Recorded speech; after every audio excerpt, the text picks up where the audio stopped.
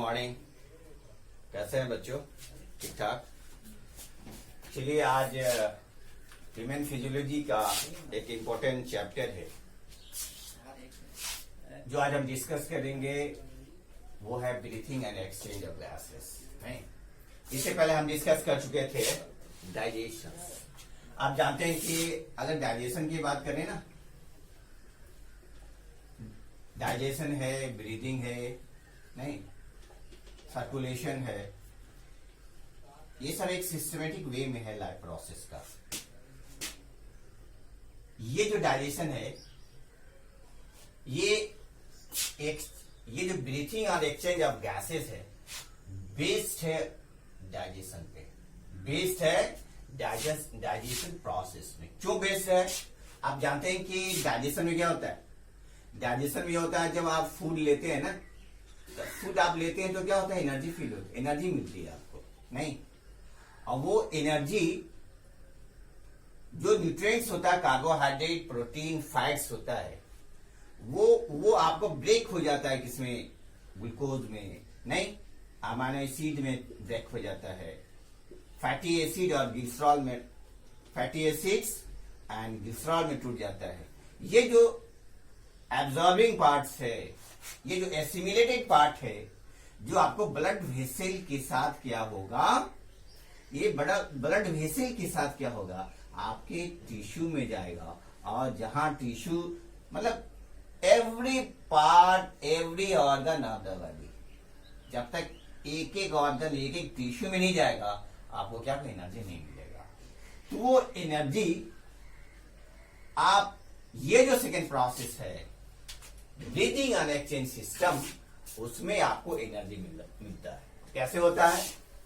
अब देखिए, आप जानते हैं कि यहां पे breathing and exchange of gases है।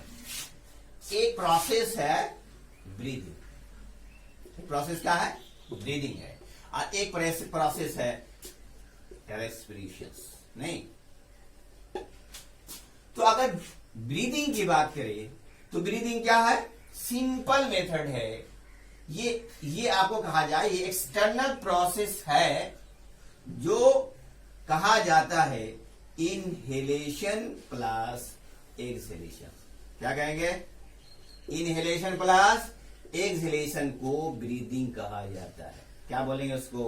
ब्रीदिंग। ब्रीदिंग एक फिनोमेना है कि सांस, रेस्पिरेशन लेना, और जो आउटर एनवायरमेंट है उससे ऑक्सीजन लेकर के आप लंग्स में जाते हैं, फिर लंग्स के थ्रू क्या हो जाता है? ये बाहर निकल जाता है। तो ब्रीदिंग एक फेनोमेना है। ब्रीदिंग एक्सटर्नल रेस्पिरेशन है, जिसके जरिए क्या होता है? इनहेलेशन होगा, आप ऑक्सीजन क्या कीजिएगा?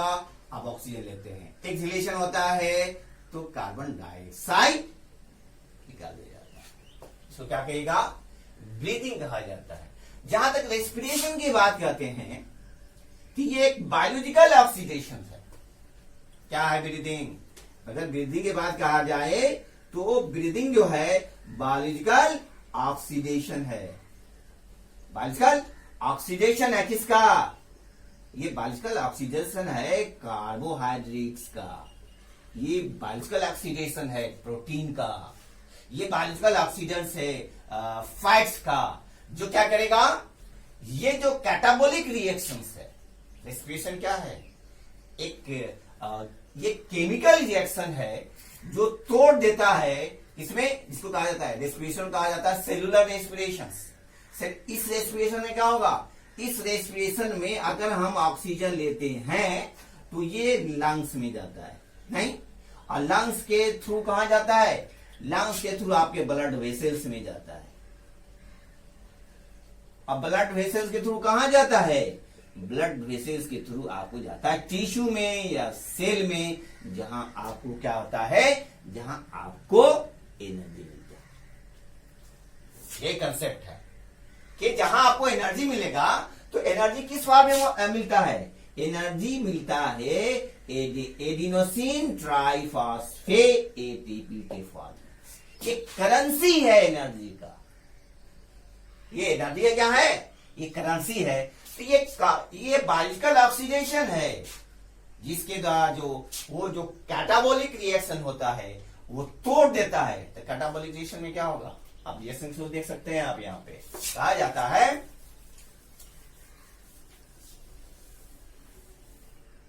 कहा जाता है कि कैटाबॉलिक रिएक्शन में आप ऑक्सीजन लेते हैं ना, और उसमें क्या होता है, ऑक्सीडेशन ऑफ कार्बोहाइड्रेट।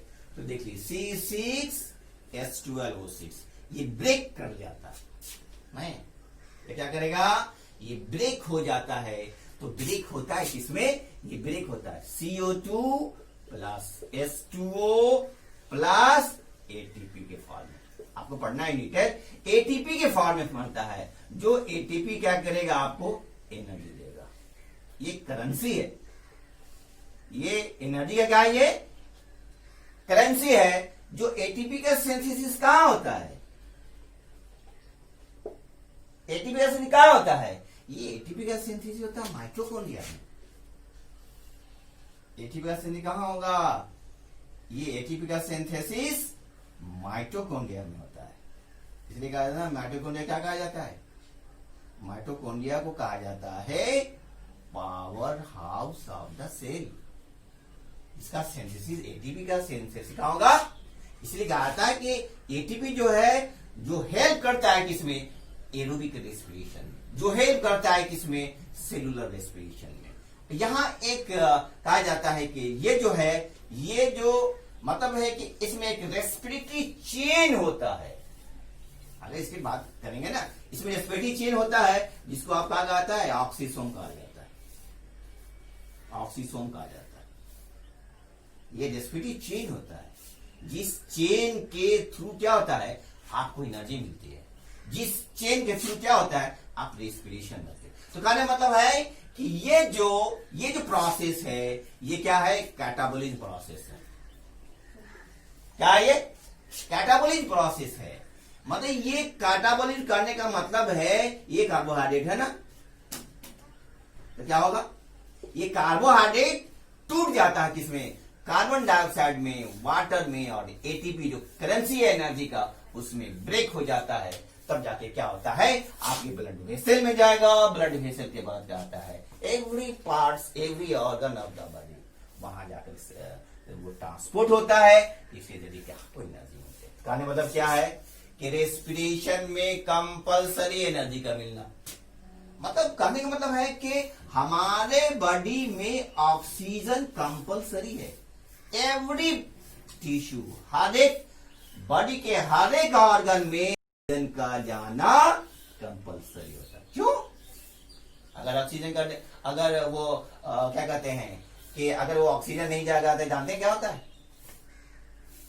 कभी आपने फील किया चेस्ट पेन, चेस्ट पेन में क्या होता है, चेस्ट पेन में जब ऑक्सीजन नहीं पहुंचता, ऑक्सीजन रीच नहीं होता है हार्ट में, तो वहां एंजीना कॉज करता है। तो एंजीना इसलिए कॉज करता है, चेस्ट पेन इसलिए होता है, वहां डिफिशियंसी होती है किसकी, ऑक्सीजन की। तो ऑक्सीजन कंपल्सरी, आपके हर एक पार्ट में ऑक्सीजन जाना ये कंपल्सरी। तो क्या देखे, ब्रीदिंग एक प्रोसेस है, ब्रीदिंग एक फेनोमेना है, और रेस्पिरेशन जो है ये क्या है, ये ऐसा प्रोसेस जो केमिकल प्रोसेस है, ये कैटाबॉलिक प्रोसेस है। ये टूट करके कार्बोहाइड्रेट टूट जाता है किसमें, कार्बन डाइऑक्साइड और वाटर में और एनर्जी में, जो कहां सप्लाई होगा, कहने मतलब है कि रेस्पिरेशन जो है ये सेलुलर रेस्पिरेशन है, इसके जरिए ये लंग्स के जरिए कहां ट्रांसपोर्ट होता है, ये ब्लड वेसल में जाएगा। और ब्लड वेसल इसलिए कहा जाता है, अगर ऑक्सीजन है ना, अगर ये ब्लड से मिल जाता है ना, तो इसको ऑक्सी हीमोग्लोबिन कहा जाता है। डिस्कस करेंगे नेक्स्ट चैप्टर में। ऑक्सी हीमोग्लोबिन कहा जाता है। ये ब्लड के साथ क्या होगा, मिल जाएगा, और आपके टिश्यू में क्या होता है, सप्लाई होता है, जहां जाकर आपको एनर्जी मिलती है। यही एक कंसेप्ट है रेस्पिरेशन। अब देखिए, अब कहा जाता है कि इसके बात करिए, अब कहा जाता है कि इसके अलावा ये ब्रीथिंग एंड एक्सटेंशन गैसेज है ना, अगर ब्रीथिंग, अगर कहा जाए कि रेस्पिरेटरी ऑर्गन जो है, की बात करें तो ये हम अकॉर्डिंग टू एनसीईआरटी को ही एक्सप्लेन करेंगे, ज्यादा नहीं जानना है, क्योंकि एनसीईआरटी आपका एक बेस है जो आपको कंसेप्ट क्लियर करेगा, चाहे वो नीट के एग्जाम में हो, चाहे पीएमडीटी के एग्जाम में हो। तो ये अकॉर्डिंग टू एनसीईआरटी हम आपको डिस्कस कर रहे हैं। रेस्पिरेटरी ऑर्गन जो है वो क्या होता है, लोअर ऑर्गेनिज्म में भी होगा, यूनिसेलुलर में भी होगा, मल्टी सेलुलर में होगा। कहा जाता है जो भी लोअर एनिमल, अगर बात किया जाए इनवर्टिब्रेट की बात करें, नहीं, अगर इनवर्टिब्रेट से वर्टिब्रेट की बात करें तो वर्टिब्रेट में ज्यादा डेवलप है respiratory system in comparison of invertebrate. Reason क्या है? अगर रीजन यहां कहा जाए कि अगर हम इनवर्टिब्रेट की बात करें तो चूंकि इस ग्रुप में क्या होता है, जनरली क्या होता है, यूनिसेलुलर होता है, नहीं, जनरली क्या होता है, प्रोकैरियोटिक होता है। वर्टिब्रेट की बात क्या होता है, मल्टी सेलुलर होता है, मल्टी सेलुलर होता है। जनरली क्या होता है, ये यूकैरियोटिक होता है, नहीं। तो जो मल्टी सेलुलर होगा, जो यूकैरियोटिक होगा, उसमें क्या होगा, डेवलप ऑर्गन होता है, नहीं, डेवलप रेस्पिरेटरी सिस्टम होता है। तो आप देख लीजिए, अगर इनवर्टिब्रेट की बात करें तो आपका स्पॉन्जेज है, नहीं, आपका क्या है, स्पॉन्जेज है। आपका सिलिंडेटा ग्रुप में क्या होता है, हाइड्रा है। आपका जो अर्थवर्म है, नहीं, अर्थवर्म है, सिलिंड्रेट है, स्पॉन्जे है, मोलस्क है, मोलस्का है, मोलस्क है ये। और उसके बाद क्या होता है, अब देखिए कि यूनिसेलुलर और प्रोकैरियोटिक में ये सिंपल मेथड है। अगर इसमें कहा जाए, अगर इसकी बात करें, अगर स्पॉन्जे की बात करें तो स्पॉन्जेज में क्या होता है, सिलिंडर में क्या होता है, स्पॉन्जेज में होता है ये स्किन के जरिए होता है। स्पॉन्ज में क्या होगा, स्किन के जरिए होगा। अगर इसकी बात करें, अर्थवर्म की बात करें तो मॉइस्ट स्किन के जरिए होगा। अगर मोलस्क की बात करें तो गिल्स के जरिए होगा। अगर अमीबा की बात करें, अमीबा इज ऑल्सो यूनिसेलुलर ना, अमीबा की बात करें तो अमीबा में भी क्या होगा, अमीबा में होता है बाय क्या होगा, डिफ्यूजन प्रोसेस के जरिए। एक चीज जान लीजिए यहां पे, चूंकि इसका सेल जो होता है ना, सिंगल सेल है, और सिंगल सेल में क्या होता है, इजिली वे में ऑक्सीजन वो डिफ्यूज हो जाता है। अगर इसकी बात करें, अगर डिवाइड कर दीजिए, एक रीजन है एक्वेटिक रीजन और दूसरा है टेरेस्ट्रियल रीजन। ये हैबिट्स पे भी, इसके हैबिटेट पे भी डिपेंड करता है। अगर रेस्पिरेशन की बात करें तो रेस्पिरेशन जो है डिपेंडेंट ऑन हैबिटेट्स। ये कहां, हैबिटेट्स पे डिपेंड करता है, कहां रहता है। तो जाहिर सी बात है, कुछ एनिमल जो है वो एक्वेटिक होता है, पानी रहने वाला है। तो पानी रहने वाला कौन है, पानी रहने वाला बता, अगर कहा जाए तो फिश की बात करते हैं, नहीं, अगर फिश की बात करते हैं तो ये रेस्पिरेशन कैसे होता है, इसमें कौन सा ऑर्गन है जो रेस्पिरेशन करता है, बाय गिल्स के जरिए, नहीं। अगर इसकी बात करें, अगर ये तो एक्वेटिक की बात करें, अगर टेरेस्ट्रियल की बात करते हैं, जो लैंड एनिमल्स है, तो लैंड एनिमल्स में इसके कंपैरिजन में ज्यादा डेवलप होगा, क्योंकि ये बाय गिल्स होता है। तो ये डायरेक्ट वे में ऑक्सीजन क्या होगा, ये डिजॉल्व होता है वाटर में, और वाटर में डिजॉल्व होगा तो आसानी से बाय गिल्स के जरिए रेस्पिरेशन होगा। लेकिन टेरेस्ट्रियल की बात करें, ये तो फिश की या पीसेस की बात किया। अब जैसे जैसे आप ग्रुप आगे बढ़ेंगे ना, पीसेस है, एम्फीबिया है, रेप्टाइल्स है, नहीं, एप्स है, मैमल्स है, ये जो सिस्टमेटिक जो डेवलप है, ये सिस्टमेटिक जो ये ग्रो इंक्रीजिंग करता है, उसमें उसका रेस्पिरेटरी सिस्टम क्या होता है, ज्यादा डेवलप होता है। इन कंपैरिजन ऑफ द पीसेस, जैसे जैसे बढ़ेगा उसका रेस्पिरेटरी सिस्टम डेवलप करेगा। तो अब क्या है, पीसेस में देख लिया कि बाय गिल्स होता है। अगर दूसरी टेरेस्ट्रियल की बात करें तो टेरेस्ट्रियल में एम्फीबिया में भी बात करते हैं। एम्फीबियन की बात करें तो एम्फीबियन में ये लैंड में भी रहता है और क्या होता है, वाटर में रहता है, दोनों में रहता है ना। एग्जाम्पल क्या हुआ, एग्जाम्पल अगर फ्रॉग की बात करें, मतलब हुआ कि इनवर्टिब्रेट से ज्यादा डेवलप होता है वर्टिब्रेट केस में, क्योंकि ऑलरेडी फ्रॉग क्या वर्टिब्रेट की केस, जैसे जैसे आगे बढ़ेगा उसका क्लास वैसे वैसे डेवलप होता जाएगा। तो फ्रॉग क्या है, एम्फीबियन है। तो फ्रॉग में कैसे होता है रेस्पिरेशन, कौन सा रेस्पिरेटरी ऑर्गन है यहाँ पे, तो रेस्पिरेटरी ऑर्गन है 3 तरह से इसमें होता है। जब ये वाटर में रहता है तो ये बाइगिल्स होता है, और उस बाइगिल्स में जो यंग वन स्टेज होता है, यंग वंस स्टेज होता है, उस वंग स्टेज क्या कहते हैं, टैडपोल्स कहा जाता है। नहीं तो उसमें क्या होगा, गिल्स होगा, just like fish, like a young ones like gills. तो मतलब है कि वहां रेस्पिरेशन क्या होगा, गिल्स के जरिए। जब ये लैंड पे होगा तो लैंड पे होगा अगर फ्रॉग, तो क्या होगा, करेगा, ये करेगा बाय लंग्स करेगा, नहीं क्या करेगा, बाय लंग्स करेगा। ऐसे रेस्पिरेशन क्या कहिएगा, ऐसे रेस्पिरेशन बाय पल्मोनरी रेस्पिरेशन कहा जाता है, पल्मोनरी रेस्पिरेशन। अगर होल में होता है, होल में भी होता है, क्योंकि उसमें जो प्रोसेस होता है होल में, उसको क्या कहता है, हाइबरनेशन कहा जाता है। तो दो प्रोसेस होता है ना हैबिट्स का, हैबिटेट में 2 प्रोसेस होता है, एक होता है हाइबरनेशन और दूसरा क्या होता है, स्टीवेशन। अगर हाइबरनेशन की बात करें तो 4 महीना विंटर स्लीप होता है। हाइबरनेशन मतलब होता है विंटर स्लीप मोड, मतलब विंटर स्लीप में क्या होगा, होल में क्या होगा, पड़ा रहता है। तो ये प्रोसेस विंटर स्लीप जो है, तो जब वो होल में होगा तो किसके जो आएगा, बाय मॉइस्ट स्किन के जरिए होगा।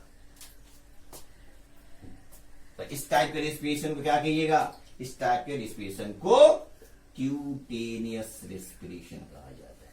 क्या कहा जाता है, क्या बोलते हैं उसको, क्यूटेनियस रेस्पिरेशन कहा जाता है। चलिए अब आगे चलिए अम्फीबिया की बात। अब अम्फीबिया की बात करें क्या आगे, तो है आपका रिप्टाइल्स, वो है आपका एप्स। जैसे जैसे डेवलप करेंगे वैसे सिस्टम क्या होगा, वैसे वैसे सिस्टम क्या होगा आपका, डेवलप करता जाएगा। अगर रेप्टाइल्स की बात करें, रेप्टाइल्स जो क्रॉलिंग एनिमल्स है, ऑलरेडी रहता है, कुछ ऐसा एनिमल जो पानी में रहता है लेकिन जनरली क्या टेस्टिडियस है, उसमें क्या होगा, बायलंस होगा। नहीं रेप्टाइल जितना भी है, और इसमें क्रोकोडाइल भी आता है, एक एक्सेप्शन है। अब आगे बढ़ेंगे ना तो नेक्स्ट चैप्टर में पढ़ेंगे, सर्कुलेशन की बात करेंगे, तो वहां जो इस ग्रुप का जो एक एनिमल है जिसको क्रोकोडाइल कहा जाता है ना, तो वहां उसका जो चैम्बर होता है 4 चैम्बर होता है, लेकिन वो किस क्लास में आता है, रेप्टाइल में आता है। ये एक्सेप्शन है, हम डिस्कस करेंगे। तो रेप्टाइल की बात करें तो बाय लंग्स है। अगर एप्स की बात करें, जो बर्ड्स वगैरह आता है, तो वो भी बाय लंग्स है, वो भी बाय पल्मोनरी रेस्पिरेशन होता है, ये भी बाय पल्मोनरी होता है। लेकिन सबसे ज्यादा जो वर्टिब्रेट का जो डेवलप सिस्टम है वो है आपका मैमल्स। वो मैमल्स भी क्या आता है, बाय लंग्स। तो देखें क्या हमने देखा कि जो रेस्पिरेटरी ऑर्गन है इनवर्टिब्रेट ग्रुप से लेके वर्टिब्रेट ग्रुप में, नहीं यूनिसेल्युलर से मल्टीसेल्युलर में। तो जैसे जैसे अगर यूनिसेल्युलर होगा उसमें सिंपल प्रोसेस होता है, डिफ्यूजन प्रोसेस होता है सेल्युलर केस में, क्योंकि वहां सेल जो है यूनिसेल्युलर है। अब चलिए डिस्कस करेंगे respiratory system of human beings. चूंकि ये जो आपका जो चैप्टर है वो एक लेक्चर में कंप्लीट नहीं होगा, तो कोशिश करेंगे 2-3 लेक्चर में जाके इसको कंप्लीट कर दिया जाए। अब जनरली जो आप फोकस करेंगे इस पे, डायग्राम पे फोकस करेंगे, टू दी पॉइंट, तब जाके क्या होगा आपका कंसेप्ट ये होगा। अब चलिए यहां करेंगे respiratory system of human beings. Human beings आप जानते हैं ना, अगर कहा जाए respiratory system of human being से में बाइलंग्स होता है, बाइलंग्स। देख लिया डायग्राम है, फोकस कीजिए डायग्राम पे। इसमें डिफरेंट पार्ट्स होता है, डिफरेंट पार्ट्स के डिफरेंट पाथवे के थ्रू जो हमारे इन्वायरमेंट ऑक्सीजन लेता है, डिफरेंट पाथवे से होकर के लास्ट इन पार्ट होता है। बताएंगे अभी कि बाइलंग्स में क्या होता है। ये डिफरेंट पाथवे होता है रेस्पिरेटरी सिस्टम का। वो क्या होता है, सबसे पहले जो अगर आप ऑक्सीजन लेते हैं तो कहां जाता है, क्योंकि ह्यूमन बींग्स में जो रेस्पिरेटरी सिस्टम होता है वो सेलुलर रेस्पिरेशन होता है। तो कहने का मतलब है जो ऑक्सीजन होगा, ये ऑक्सीजन कहां जाएगा, पहले नोज में जाएगा, नहीं, नोज के बाद कहां जाएगा, नोज के बाद जो कैविटी होता है उसको क्या होते हैं, नेजल कैविटी में जाएगा। नेजल कैविटी के बाद कहां जाएगा, नेजल कैविटी में ये होता है आपको, फिर वो खुलता है साइनस में, साइनस के बाद क्या, नेजल फैरिंग्स में, नेजल फैरिंग्स में, और उसके बाद उसी में होता है ओरोफैरिंग्स होता है, उसमें खुलता है। और ओरोफैरिंग्स के बाद ये ओपन होता है आपको कहां, ये ओपन होता है आपको लैरिंग्स में, इसे क्या कहते हैं, साउंड बॉक्स कहा जाता है, वॉइस बॉक्स, नहीं। और इस लैरिंग्स के बाद कहां खुलेगा, इस लैरिंग्स के बाद खुलता है ट्रैकिया में, ट्रैकिया के बाद कहां खुलेगा, trachea open into two branching structures, that is called the bronchus. Singular क्या कहते हैं इसको, bronchus. And bronchus open into A branching form, that is called the bronchioles. A bronchiole open into sac-like structure, that is called alveolus. क्या हुआ यहां पे, आपने oxygen लिया, नहीं, ऑक्सीजन जो लिया डिफरेंट पाथवे से, ये रेस्पिरेटरी सिस्टम का पाथवे है, डिस्कस करेंगे वन बाय वन। ये जिसमें नोज से नेजल कैविटी होके आता है, साइनस है, वहां नेजल फैरिंग्स है, ओरोफैरिंग्स है, लैरिंग्स है, जो साउंड बॉक्स होते हुए ट्रैकिया, ब्रोंकस, ब्रोंक्यूल्स, सैक-लाइक है, एल्वियोलस। आपका ये एल्वियोलस से कहां जाएगा बता रहे हैं आपको, डिस्कस करेंगे। ये एल्वियोलस तक आता है, तब यहां से क्या होता है, एक्सचेंज होता है, तो आपको ब्लड वेसल के थ्रू सेल्स में जाता है, टिश्यू में जाता है। तो आप एक चीज देख लीजिए, कहा जाता है ना यहाँ पे कि ये जो ऑक्सीजन आपका इंटर लिए वो आपको नोज होते हुए नेजल कैविटी में जाता है, और नेजल कैविटी होते हुए वो आपको क्या होता है, नेजल चैम्बर होता है, उसी में क्या होता है, ये साइनस होता है, नहीं कहते हैं ना साइनस बढ़ गया। चूंकि ह्यूमन बीइंग जो है यूरी थर्मल है, हम लोग क्या हैं, यूरी थर्मल है। हमारा जो टेम्परेचर हम टॉलरेट कर सकते हैं, किसी भी टेम्परेचर में हम सरवाइव कर सकते हैं, क्योंकि हमारा अब वहां यूरी थर्मल है, तो यूरी थर्मल में कहीं भी सरवाइव कर सकते हैं। तो आप देखिए, अगर ऑक्सीजन नेजल कैविटी से होते हुए की बात करें, अब एक चीज यहां देख लीजिए, ये पाथवे है ना नेजल कैविटी, तो नेजल कैविटी होते हुए जहां पे एक साइनस है, कहा जाता है कि आप जब कोल्ड सीजन में जो होता है ना, कोल्ड सीजन में जब ठंडी हुआ ऑक्सीजन जो आपके नोज में जाती है ना, तो आपका नोज में इतना वैस्कुलाइज रहता है, इतना वैस्कुलाइज होता है कि आपका जो नोज है वो रेड हो जाता है, क्योंकि वहां का टेम्परेचर जो है, वहां का टेम्परेचर क्या होता है, हॉट होता है। तो हम जानते हैं हमारा बॉडी का जो टेम्परेचर क्या होता है, 37.2 डिग्री सेल्सियस। बाहर का क्या कोल्ड है, हो सकता है 4 डिग्री हो, 7 डिग्री हो, यहाँ का टेम्परेचर यहाँ फर्क है। तो ये जो सांस लेते हैं, ऑक्सीजन लेते हैं, यहां तक आते आते उस एयर को ये क्या कर देता है, हॉट कर देता है। और हॉट करने के बाद तब ट्रांसपोर्ट होता है लंग्स के थ्रू। तो ये कंसेप्ट है कि डिफरेंट नोज डिफरेंट पाथवे से क्या होगा, साइनस में आता है। वहां पे क्या होता है आप देखेंगे,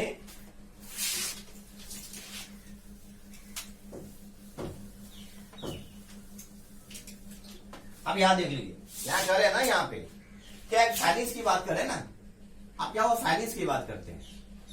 तो एक जो फाइनेंस है नेजल रीजन से आता है, और एक जो है आपका वो जो है वो माउथ रीजन से आता है। अगर इसकी बात कर रहे हैं तो ये रीजन है आपका, नहीं ये अगर इसकी बात करें तो ये नेजल रीजन है, ये माउथ रीजन है जिसको ओरल रीजन भी कहा जाता है। ये रीजन जो है तो आप कह सकते हैं कि ये एक रीजन ऐसा है, और जहां से इसकी बात करें कि तो ये जो स्पेस है जहां से क्या होता है, जहां से नेजल कैविटी मतलब है एक है विंड पाइप से, नहीं एक विंड पाइप से आ रहा है, और दूसरा जो फूड आ रहा है आपको कहां से आ रहा है, आपको ये जो ओरोफैरिंग्स मतलब जहां से माउथ फूड इन करते हैं ना, तो एक यहां से आ रहा है, एक विंड पाइप से आ रहा है। ये दोनों स्पेस जो होता है ना, इसको आप क्या कहते हैं, इसको फैरिंग्स कहते हैं।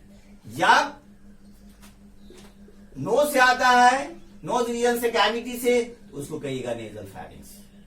क्या बोलिएगा, नेजल फैरिंग्स।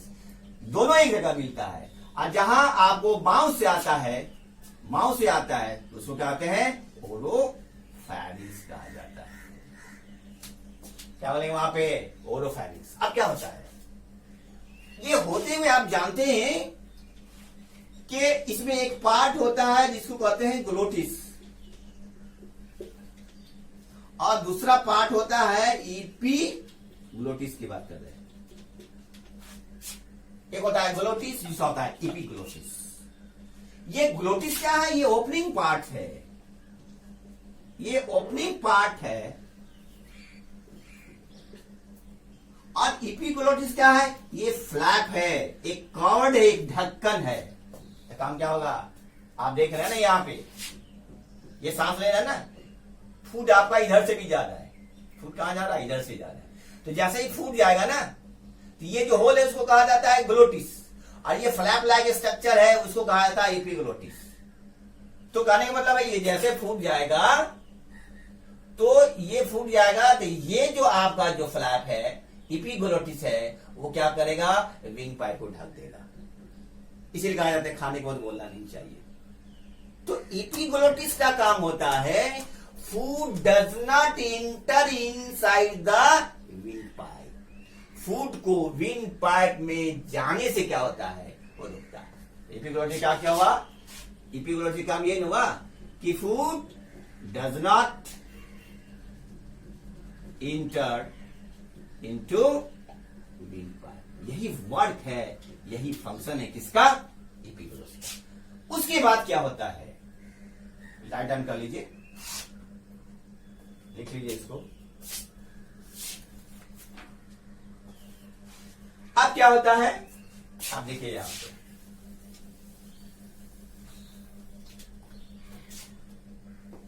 जैसे फ्लैग, उसके बाद क्या होता है, लैरिंग्स होता है। लैरिंग्स का था जिससे साउंड बॉक्स, वॉइस बॉक्स, जिससे साउंड प्रोड्यूस होता है। उसमें वोकल कॉर्ड होता है, वोकल कॉर्ड होता है, कहते हैं ना, ये इस टाइप का होता है, वोकल कॉर्ड होता है जो साउंड के वाइब्रेशन में काम होता है, जिससे आपको साउंड क्या होता है, प्रोड्यूस होता है। तो ये लैरिंग्स होते हुए आपको कहां जाएगा, ट्रैकिया में जाएगा। क्वेश्चन यहां से रहता है, ट्रैकिया की बात कर रहे हैं। ट्रैकिया क्या है, ट्रैकिया विंड पाइप है। ट्रैकिया क्या है, विंड पाइप है। कहा जाता है ये जो विंड पाइप है, ये ट्रैकिया बना होता है आपको कार्टिलेजिनस कनेक्टिव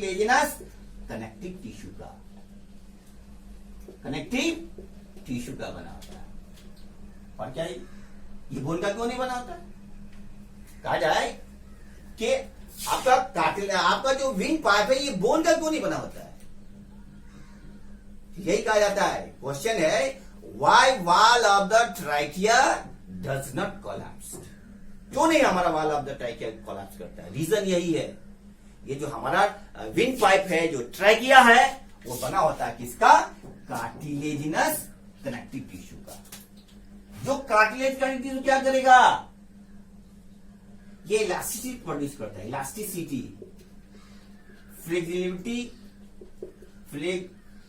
फ्लेक्सिबिलिटी लाता है, लचीलापन होता है, इलास्टिसिटी करता है।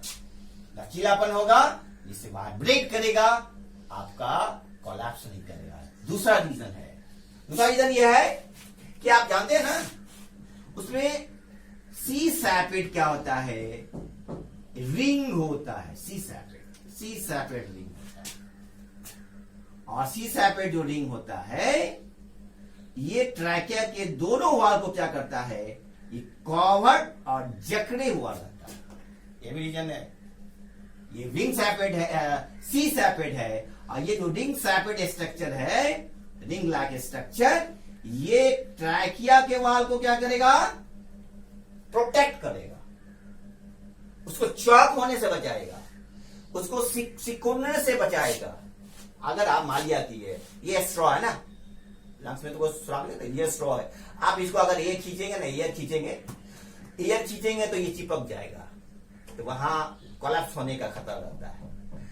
इसी को ये चिपके नहीं, उसके लिए आपको एनुलर राउंडेड सी सैपेट क्या होता है? कार्टिलेजिनस रिंग होता है, जो हमारे ट्रैकिया को कोलैप्स नहीं होने देता है। यही कंसेप्ट है कि हमारा ट्रैकिया, ये जो पार्ट यहां से लेकर के ये पार्ट आपका ये काट, आप देख लीजिए आगे। अब आगे क्या करता है? कहां पहुंचा आपका ऑक्सीजन? ट्रैकिया होते हुए, आप जानते हैं कि ये ट्रैकिया होते हुए आपका जो एक ब्रांचिंग, दो ब्रांचिंग स्ट्रक्चर है, जिसको आप क्या कहते हैं? ब्रांचिंग स्ट्रक्चर है, जिसको कहा जाता है ब्रोंकस। कहां गया ऑक्सीजन? कहां जा रहा है? ब्रोंकस में जाता है। ये आपको, ये अगर कहा जाए राइट लंग्स, और दूसरा क्या है? लेफ्ट लंग्स है। आपका मालूम है कि आपका जो लेफ्ट लंग्स होता है वो साइज में छोटा होता है। ये आपको कंसेप्ट क्लियर होना चाहिए। आपका जो लेफ्ट लंग है वो राइट लंग के कंपैरिजन में छोटा होता है। क्यों छोटा होता है? आप जानते हैं, ये लंग्स और ये हार्ट, ये जो प्रोटेक्टिव पार्ट जो होता है रिब्स, उससे क्या होता है? ढका होता है ना। और यहां आपका क्या होता है? ये रीजन आपका हार्ट का रीजन होता है, तो यहां पे एक नोच बनाता है। अगर लंग्स की बात करें तो लंग्स में क्या होता है? लेफ्ट का साइज क्या होता है? स्मॉल होता है इन कंपैरिजन ऑफ राइट। क्लियर है? स्मॉल क्यों होता है? क्योंकि वहां जो हार्ट होता है वहां पे एक नोच बनाता है, और उस नोच को कहा क्या जाता है? उस नोच को कहा जाता है कार्डियक नोच कहा जाता है। क्लियर है ना? उस कार्डियक नोच की वजह से यहां का स्पेस क्या होता है?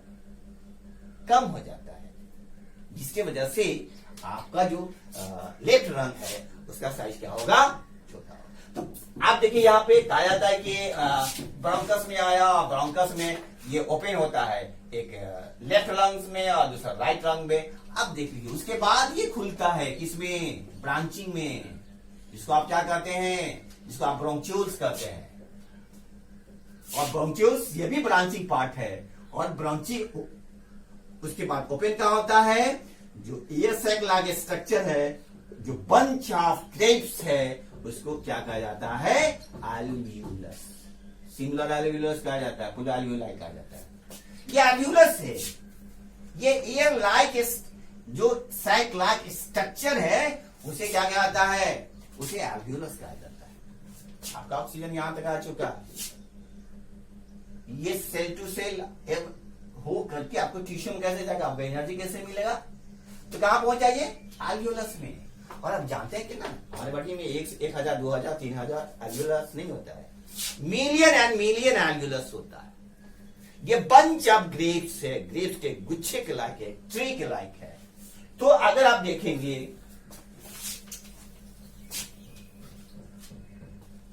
अगर आप देखें इस टाइप का, क्या अगर आप देखेंगे तो इस टाइप से आपका बंच ऑफ ग्रेप्स होता है, नहीं इस तरह से होता है। तो कहने का मतलब है कि ये क्या कहता है, ये alveolus कहा जाता है, नहीं। तो ये जो alveolus है, ये काम क्या करेगा, ये जो alveolus है ये एक्सचेंज ऑफ गैसेस में काम आता है, एक्सचेंज ऑफ गैसेस, ऑक्सीजन का लेना, कार्बन डाइऑक्साइड का छोड़ना, यही एक्सचेंज ऑफ गैस है ना। तो कैसे होता है आप देख लीजिए।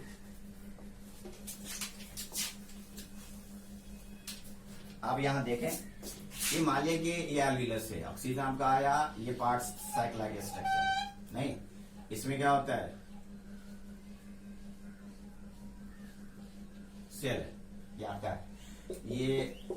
ये आपका सेल है, और ये जो सराउंडेड रहता है, जो प्रोटेक्टिव लेयर है, उसको कहा जाता है बेसमेंट मेम्ब्रेन। क्या बोलते हैं, बेसमेंट मेम्ब्रेन कहा जाता है। और ये इसका जो सेल बना होता है, ये एंडोथेलियम से बना होता है, एंडोथेलियम से बना होता है, नहीं। अब यहां देख लीजिए, आपको तो ऑप्शन में आ गया ना। और आप जानते हैं कि आपका जो alveolus है ये थिन वॉल होता है, जरूरी है, कंपलसरी है थिन वॉल का। ये सिंगल सेल होता है, सिंगल मतलब ये थिन वॉल होता है, एक ही सेल का बना होता है, मतलब थिन वॉल होता है। और ये थिन वॉल क्यों होता है, ठीक क्यों नहीं होता है, रीजन है कि आप जब जानते हैं ना, जब इसमें गैस का एक्सचेंज होगा, जब गैस का एक्सचेंज होता है तो इससे कनेक्टेड रहता है आपका ब्लड वेसल्स। क्या रहेगा, ये आपका ब्लड वेसल्स है। जैसे ये आपका एक्सचेंज करेगा तो क्या है, ऑक्सीजन यहां आएगा, फिर आगा होगा तो कार्बन डाइऑक्साइड निकल जाए, नहीं। क्योंकि ये थिन वॉल है, और थिन वॉल क्या है, आसानी से डिफ्यूज हो जाता है। तो जैसे एक्सपांड करेगा, जैसे एक्सचेंज करेगा, एक्सपांड करेगा, जैसे ये एक्सचेंज करेगा, तो ये ऑक्सीजन ये ब्लड वेसल में आता है, और ब्लड वेसल के जरिए आपको कहा जाएगा, टिश्यू में जाता है। ये कंसेप्ट है। तब टिश्यू में जाएगा तो क्या होगा, आपको एनर्जी मिलता है ना।